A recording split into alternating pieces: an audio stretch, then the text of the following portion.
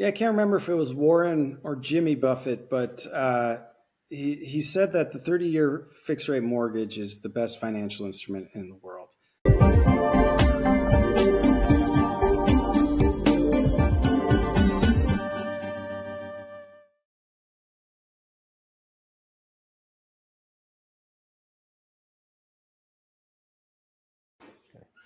Hello, and welcome to Let Me Ask You This. My name is Matt Roberts. I'm the California Association of Realtors Federal and Local Government Affairs Director. Joining me, as always, is my colleague, Mike Falk, CAR's public policy economist.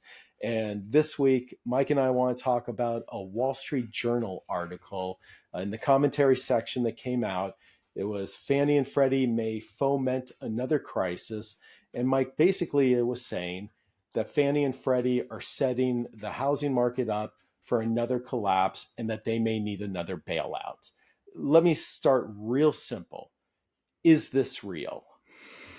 Yeah, so this article is real only in the sense that you can click on it, you can read the words that the authors wrote, but if you get any deeper than that, you start running into a whole lot of misinformation, double speak, the whole nine yards.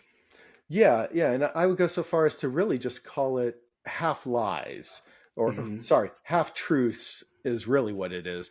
And I think the best one that you and I talked about is this one sentence. It's strict capital and liability risk regulations, such as Basel III capital requirements and Dodd-Frank's risk retention rules, clobbered the private securitization market, which is non-government backed, non-Fannie Freddie loans, which accounted for 40% of mortgage-backed securities before 2008. And, you and I talked about it, Mike. Is that accurate? Well, let's start with the low-hanging fruit here. In 2008, Dodd-Frank hadn't been passed and Basel III didn't exist. Okay. So we can get those two out of the way. They can't be culprits because they weren't existing.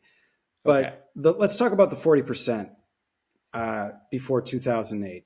The way that they write this, they're painting a picture of a very vibrant, long-standing, and creative private label security market existing alongside, the Fannie and Freddie. But if we look at this chart that you brought up, this is loan originations 2012 to 2015. And what you're going to want to look at is that blue bar. That is the origination share of private label security mortgages. Yeah. It does reach 40% in about '05 and '06, but it's already contracting by '07, and by 2008, it's essentially gone.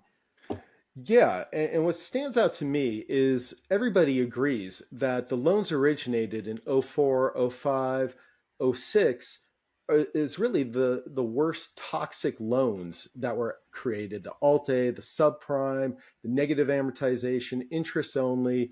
And you see during this time, Fannie and Freddie's market share was actually reduced to its lowest point. Mm-hmm. Another item is the loan limits. You Yeah. know, the article paints this broad picture that Fannie and Freddie are making $1 million plus loans all the way across the country. Is Mm-hmm. this actually what they're doing? No. So the places where these $1 million plus loans are happening are high cost areas where, Yep. the homes are just that much more expensive. I mean, it's just in our own backyard, San Francisco County's median home price is 1.6 million. Orange County is 1.4. And that essentially means that over, 50% of the homes there are over those prices, and they're going to need to be able to get a mortgage for them, and that's what they're providing. So essentially, in the high cost areas in California, maybe half of the home buyers would have access to these safe, affordable 30-year fixed rate mortgages That's from correct. Fannie and Freddie, whereas another city, perhaps 80, 90% of the home buyers could have access to this. So Right. even though it's a high loan limit in the high cost areas, it still doesn't mean equal access for the home buyers there. Right. Okay. And then I guess last thing I want to talk about is the article really tried to drive home the idea that Fannie, Freddie, and the government were stifling Mhm. innovation for new products for home buyers. Is this really the case? Can lenders not create new loan products? Well, so a lot of different loan products are more regulated now. And when I say different loan products, I'm talking about balloon payments, negative amortization, interest only. Those are more regulated now. But the For good last, reason, right, I was just going to obviously. say the last time they were not very regulated, they sank the entire housing market. Yeah. So there's a good reason for that. Now, when we go to another point that the authors raise, assumable and portable loans, banks can make those loans if they want, but they choose not to. They choose Yeah. to do on sale. That's the choice Yeah. they make, and you know that speaks for itself. Yeah, and I would even go so far as to remind the authors that in the early 80s, the banks went to Congress to put in statute the ability for them to enforce their due on sale clauses because states like California actually prohibited due on sale clauses.